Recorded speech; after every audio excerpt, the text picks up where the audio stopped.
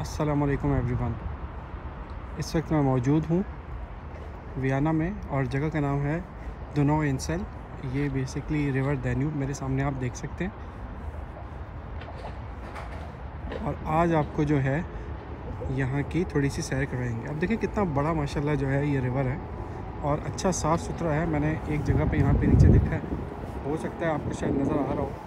ये देखिए, अगर आपको नज़र आ रहा हो नीचे जो है वो आपको इसका रिवर बेड भी नज़र आ रहा है, आई मीन, और ज़मीन जिसको कहते हैं आम अल्फाज में।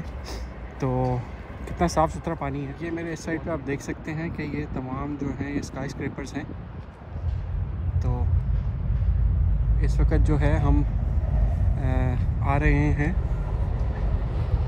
यूनाइटेड नेशंस के ऑफिस से और ये ऊपर से जो है वो ट्रेन जा रही है जो ब्रिज है इससे।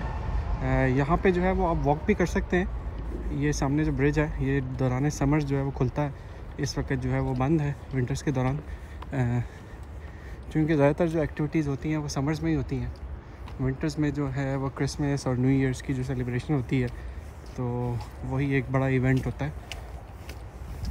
और ये जो एरिया है काफ़ी आई मीन फेमस है, लोग यहाँ पे आते हैं, वॉक वगैरह करते हैं।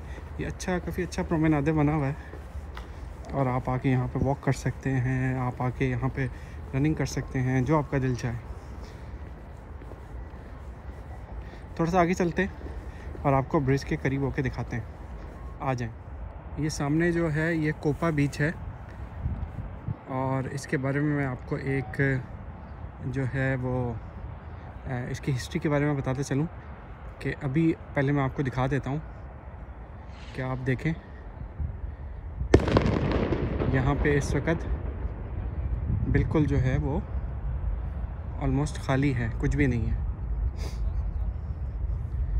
तो आज से कई साल पहले यहाँ पे रेस्टोरेंट्स वगैरह हुआ करते थे और काफ़ी गहमा गहमी होती थी, आई मीन के लोग आते थे और यहाँ पे आके बैठा करते थे रेस्टोरेंट्स के अंदर। तो गवर्नमेंट को जो है वो इससे काफ़ी ज़रा मुबादला भी आ रहा था, but then the government decided कि जी ये जो एरिया है ये बेसिकली एक तरह समझे कि इंक्रोच हो गया है और आम पब्लिक की रसाई से दूर हो गया है। ज़ाहिर बात है जब यहाँ पे रेस्टोरेंट्स वगैरह थे तो बैठने की ऐसा आम जो लोग हैं उनके लिए इतनी जगह नहीं थी। तो फिर द गवर्नमेंट डिसाइडेड कि जी हम यहाँ से तमाम रेस्टोरेंट्स वगैरह ख़त्म करेंगे और फिर उन्होंने जो है यहाँ पे सिटिंग एरियाज़ बना दिए और ये देखें घास वगैरह लगा दी है। तो समर्स में अब लोग यहाँ पे आके जो है वो एंजॉय करते हैं और बैठते हैं। तो बताने का मकसद ये था कि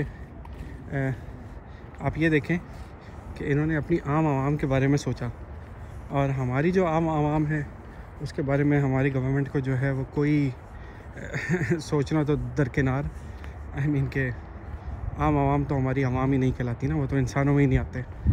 तो बहरहाल होपफुली इन द फ्यूचर जो है वो चीज़ें शायद तब्दील हों, हमारे ज़िंदा होते हुए हो सकता है हम देख सकें कि हमारे मुल्क में भी जो है वो चीज़ें बेहतर हों और एटलीस्ट हमारी आने वाली जो नस्ल है वो सही तरीके से जो है वो गुजार सके अपना वक्त। वो मैं नीचे से जो आपको बता रहा था बैठने के एरियाज़, ये देखें ये उन्होंने किस तरह जो है वो एरियाज़ बनाए हुए हैं बैठने के लिए ताकि आम आवाम भी जो है यहाँ पे आके एंजॉय कर सके।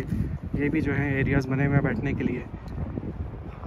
फिर वही सफाई सुथराई का रोना जो मैं अपनी हर वीडियो में करता हूँ कि देखें हर चीज़ कितनी साफ़ है और कोई कचरा वचरा आपको नज़र नहीं आएगा।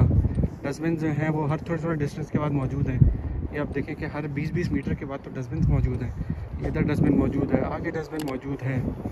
और खैर डस्टबिन मौजूद होना तो कुछ टूरिस्टिक जगहों पे मैंने डस्टबिन भी देखे हैं, बट आवाम का शऊर भी बेसिकली जो है वो मैटर करता है कि आप उन डस्टबिन में जो है वो कचरा फेंकते हैं कि नहीं। ये चीज़ जो है वो मैटर करती है।